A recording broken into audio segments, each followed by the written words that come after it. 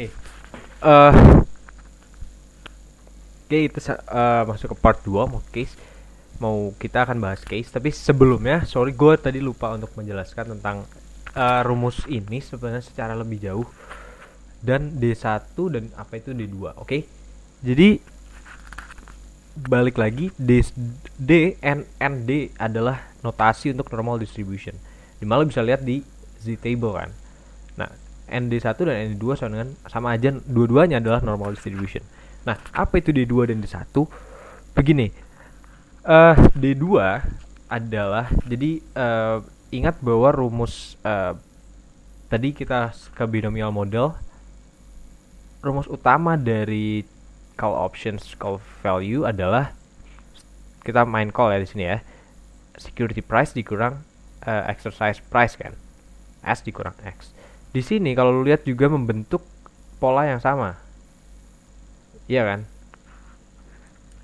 Nah, ini adalah security price dikali probability.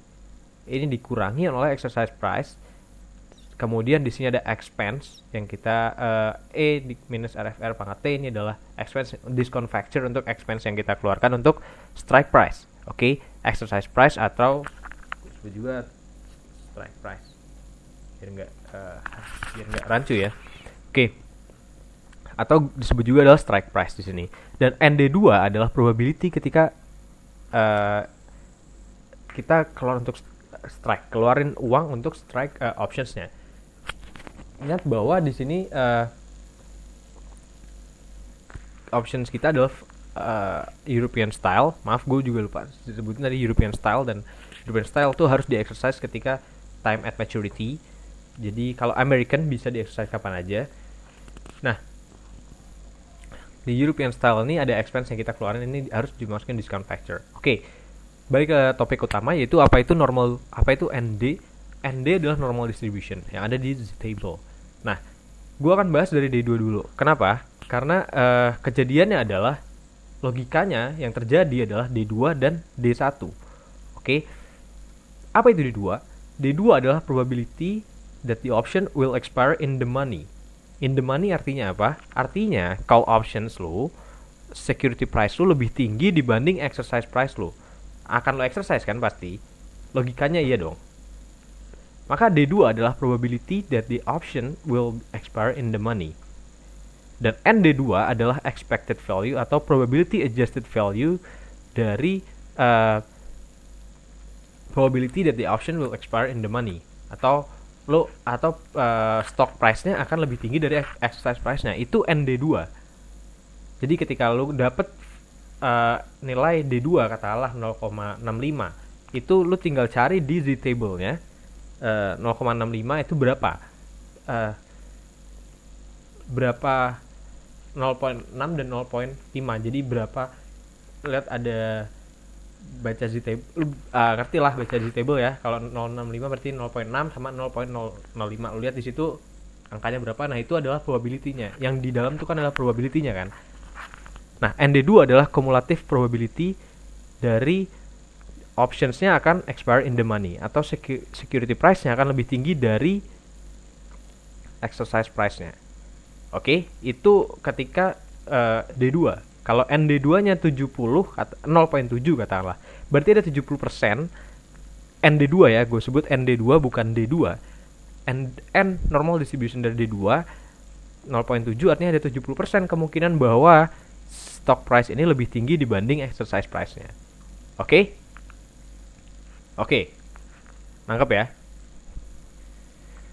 Nah, ada dua kondisi di sini terjadi, bahwa kondisi pertama harus dipenuhi ketika kondisi selanjutnya akan berlangsung. Makanya gue sebutin D2 dulu. Gue jelasin dari belakang, dari D2 dulu, karena sebenarnya dari alurnya ini adalah yang pertama terjadi. Nah, D1 terjadi karena D2. Apa yang terjadi ketika lu melihat stock price lu lebih tinggi dari exercise price? Lu exercise kan? Oke. Nah, jadi D1 adalah conditional probability. D2 harus terjadi terlebih dahulu baru boleh terjadi D1. When a gain is realized, ketika lu benar-benar strike. Jadi ada probability ketika stock price lu lebih tinggi dari exercise price, yaitu ND2. Tapi ini tidak serta merta bahwa dalam rumus Black-Scholes atau sebenarnya dalam model statistika juga nggak serta merta bahwa itu akan artinya 100% akan lo exercise. Jadi ada probability kedua, yaitu conditional probability. Mungkin ya lu pasti dapat lah di statek kayak conditional probability itu apa. Jadi kondisi D2 harus tercapai terlebih dahulu, baru D1 bisa masuk di situ. When a gain is realized. Jadi D1 itu apa? Conditional probability of the option being exercised. D2 harus terjadi terlebih dahulu, so D1 also happen. Biar enak lah, biar nggak secara grammar nggak salah-salah banget ya. Oke, or security price when the option is strike. Jadi ada dua kejadian sebenarnya. D2 terjadi terlebih dahulu, baru D1 terjadi. Berarti ND1 adalah oke, gue belum sebutin.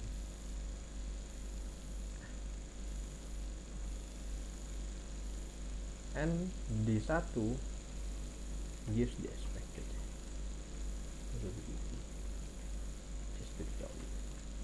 Oke. Nah, jadi ND2 dan ND1, ND2 adalah terjadi ketika probability bahwa stock price-nya expire in the money, itu ND2, dan ND1 adalah probability ketika benar-benar di exercise. Kayak gitu. Jadi ketika tadi 0.7, mungkin ini 0.74, agak beda tipis sedikit gitu. Nah, kenapa gue balik ke rumus yang tadi, ke rumus yang ini ya, S minus X, lu bisa lihat pola yang sama kan. Jadi ada intinya Black-Scholes model pricing formula adalah dia melihat call options adalah security price yang di-adjust oleh komponen normal distribution, komponen probability, oke? Karena S dikali N minus dikali D1 dikurang exercise price yang juga di-adjust oleh komponen conditional probability. Tadi S, makanya SND1. Kenapa? Karena ketika ini terjadi security adalah value dari security price yang udah di adjust probability. Ini mana probability-nya adalah D1 dan dikurang oleh exercise price yang sudah di adjust oleh probability terjadinya D2, yaitu option will expire in the money. Oke, jadi itu sorry gue belum jelasin bahwa E min RFR ini juga adalah tadi gue udah jelas di awal gue sempat bilang tadi ada discount factor dari exercise price. Oke, jadi discount yang udah discount yang tadi SND1 adalah security price yang udah di adjust probability adjusted security price dikurang probability adjusted and discounted exercise price. Oke, jadi ini udah di discount dan udah di probability. Jadi kalau option pada intinya Black-Scholes ini menjelaskan bahwa itu adalah security price yang udah di probability adjusted dikurang exercise price juga udah probability adjusted. Kayak gitu. Makanya gue jelasin ini nih. Oke, gue rasa nangkap ya. Kita bisa lanjut sedikit ke put options. Gue lupa juga jelasin put options. Put options apa bedanya? Ingat bahwa put adalah kalau options dikurang S kan sebenarnya. Nah, berarti dikurang security price. Jadi sebenarnya dibalik konsepnya kan kalau put options. Jadi Black-Scholes juga bisa dipakai di sini. Kita mendapatkan CO. Kita dapat CO berarti ditambah ini kita hitung aja ditambah exercise price tadi X min S kan. Kalau exercise price kan put option kan exercise price dikurang security price X min S. Jadi ini ada komponen tadi kan call options ditambah sama exercise price yang udah kita adjust pakai discount factor dikurang sama security price. Jadi tinggal dibalik aja ditambah X ini dikurang S, yaitu put valuing put options. Pada intinya kita berangkat dari call options itu apa dan kita masuk ke put options, bisa dimasukin ke rumus put options juga. Oke, jadi gue rasa itu untuk materi gue tambah sedikit tadi. Kita ke soal. Soal pertama, mention 5 faktor influence the value of call options and how the effect of the increase of these factors. Jadi efek dari faktor ini ke value dari call options dan put options. Nah, tadi ada 5 faktor bahwa ada security price, exercise price, time to expiration, risk rate, dan security volatility. Di call value dan put value jelas bahwa security price dan exercise price ini berkebalikan. Tadi S min X kan soalnya rumusnya kalau call dan put X min S. Time to expiration di call value akan meningkat karena semakin lama lu punya jangka waktu, berarti value dari call lu sebenarnya akan semakin meningkat, ya kan? Karena faktor risiko yang ditanggung atau di hedge itu semakin tinggi kan, makanya value dari call semakin mahal.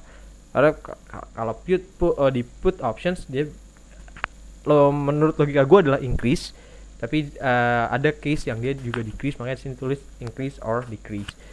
Jadi lu bisa tulis increase or decrease juga, tergantung put options ntar case-nya gimana di security price sama di exercise price-nya. Nah, kemudian ketika meningkat risk free rate, di call value akan meningkat. Jelas kenapa? Karena meningkat risk free rate artinya meningkatkan discount factor kan dari X tadi. Tadi kita lihat rumusnya bahwa dia meningkatkan RFR, berarti meningkatkan discount factor dari X dari exercise price, atau pengurangnya akan semakin kecil. Maka dari itu call value-nya akan meningkat. Dan kebalikan di put value, karena tadi rumusnya udah kebalik kan, gue udah jelasin di sebelum ini. Kemudian security volatility, jelas kalau volatility-nya meningkat, maka value dari call atau put dua-duanya akan sama-sama meningkat. Oke, itu penjelasan untuk nomor 1. Sekarang nomor 2, 3-period price tree of PT RAB stock is shown below. Binomial model determine the fair value of a European call option on the stock, exercise value of 28 dan risk rate adalah 5%. Oke, ini kita menggunakan binomial model. Ingat binomial model yang ini. Mungkin gue bisa pindahin biar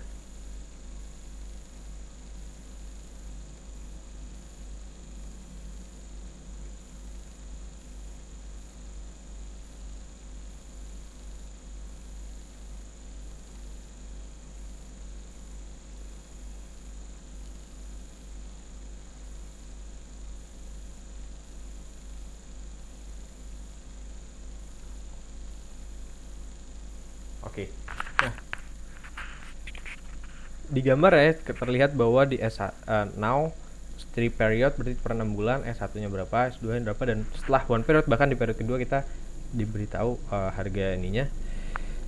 Oke, kita tinggal ngelihat sebenarnya tadi ada 3 step bahwa kita mencari nilai U, D, R, dan P kan. U kita dapat dari mana? U kita dapat dari ini 33 kurang 3 per 30 atau 1.1 value-nya bila naik. Bila turun value-nya 27 per 30 atau 0.9. R-nya kita dapat dari 1 ditambah risk free rate dipangkatin over the sub period kan, dipangkatin sub period-nya dia. Kemudian P adalah ini seperti yang udah kita berarti R kurang D, R dikurang D bagi U dikurang D, itu P atau probability ketika dia meningkat, dan 1 min P adalah probability ketika dia menurun. Oke. Kemudian step kedua, cari value option di bagian paling kanan. Karena call options maka harga di ini call options kan, dia bilang oke, call option maka harga dikurang exercise price, S dikurang X. Nah, kita lihat di sini CUU ini ya 8.3 kita dapat dari mana? Dari exercise price, dari security maaf. Ini 36.3 adalah security price dikurang exercise-nya 28. Dan CUD juga ketika dia turun menjadi 29.7, jadi 1.7, dan ketika di CDD ketika dia turun 2 kali 0 karena nggak ada value ya kan, negatif 24.3 dikurang 28. Oke. Lalu kita cari value option di bagian tengah. Yang ini 2. Oke, terdapat dari mana? Dari kita menggunakan rumus ini. Jadi probability-nya 0.62. Ini yang kita carinya ya. Ini adalah 0.62. Ini dikalikan dengan call value call bila naik lagi yaitu 8.3 ditambah 1 min P 0.37 dikali value-nya ketika turun. Jadi 1,7 dibagi R. R-nya adalah 1.024 ini. Oke. Ini ingat bahwa ada pangkatnya selalu dalam 1 tahun. Oke. Kita dapat CU, CD pun kita dapat dengan cara yang sama. Nih, di sini probability 0.62 karena 1.7 tambah 1 min P dikali 0 kan bagi R. Dapat angkanya 1.03. Lalu kita dapat CO dari mana? Sama caranya. Itu kita kalikan 1.02 0.62 dikali 5.67 di sini kan kita udah dapat kan, ditambah 1 min itu 0.37 dikali 1.03 dibagi R-nya 1.02. Jadi kita dapat 3.83 itu call value dari si optionnya PT RAB. Oke, gue rasa jelas sampai sini ya. Ini masih binomial. Oke, nomor 3.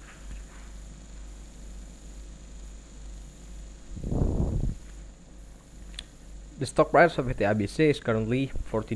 The stock price is expected to increase by 5% and decrease in 4% in the next 3 pairs of 4 months each. Using the binomial model, calculate the current fair value of European call options from PT ABC. Oke.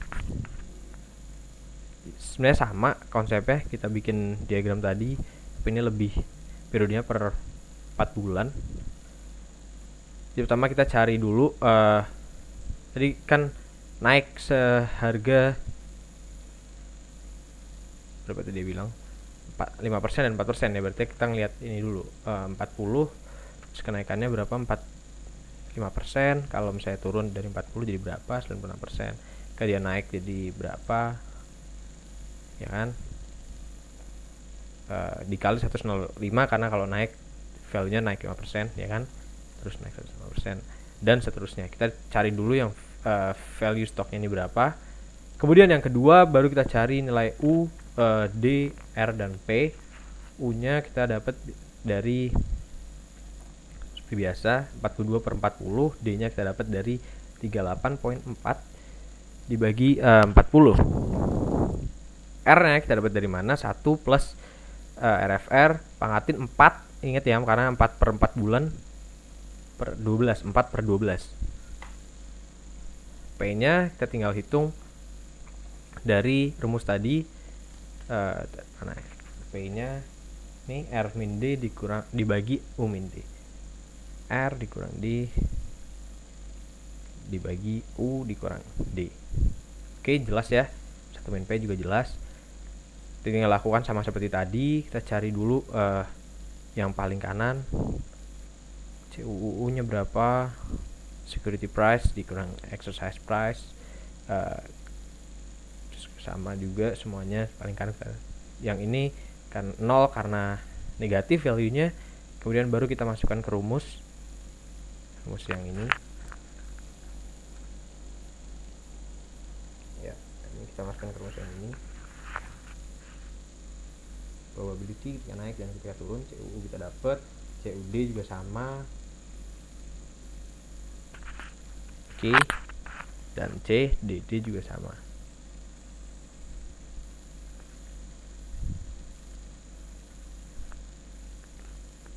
Ya.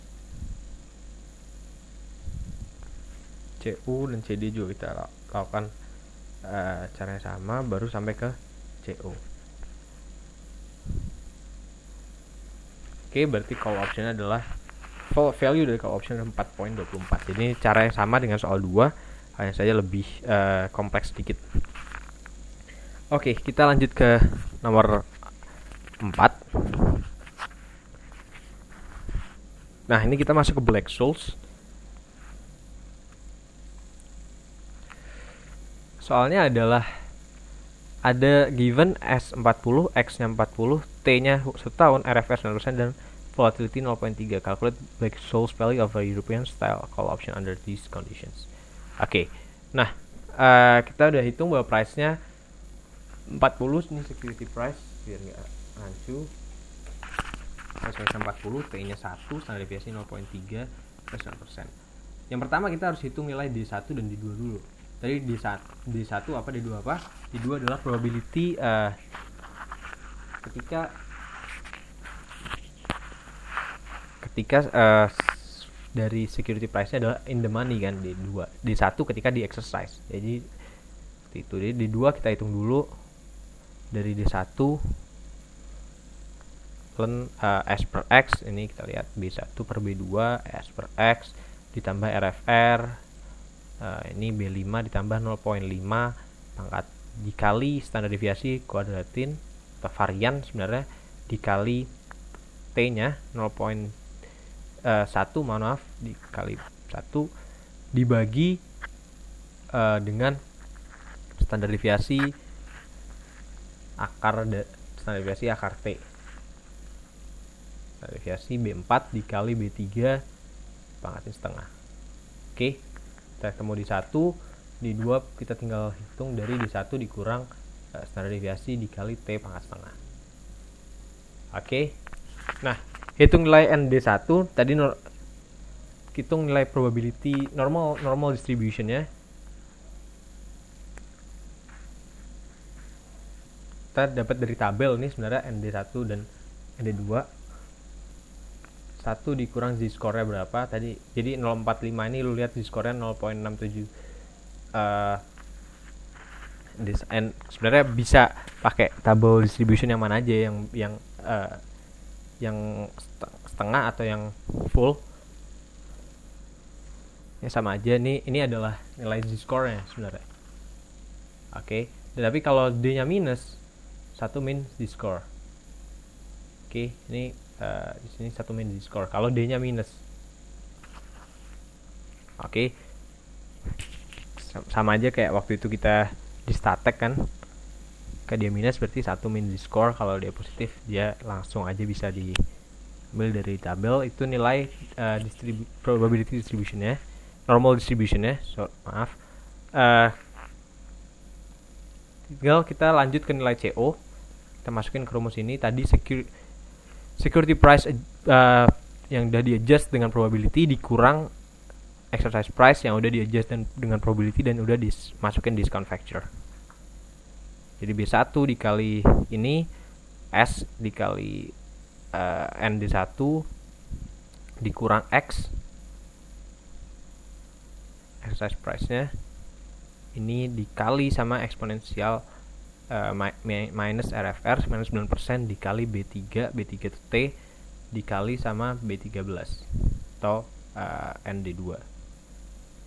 Dapat kita kalau optionsnya adalah 6.49. Oke, itu soal 4.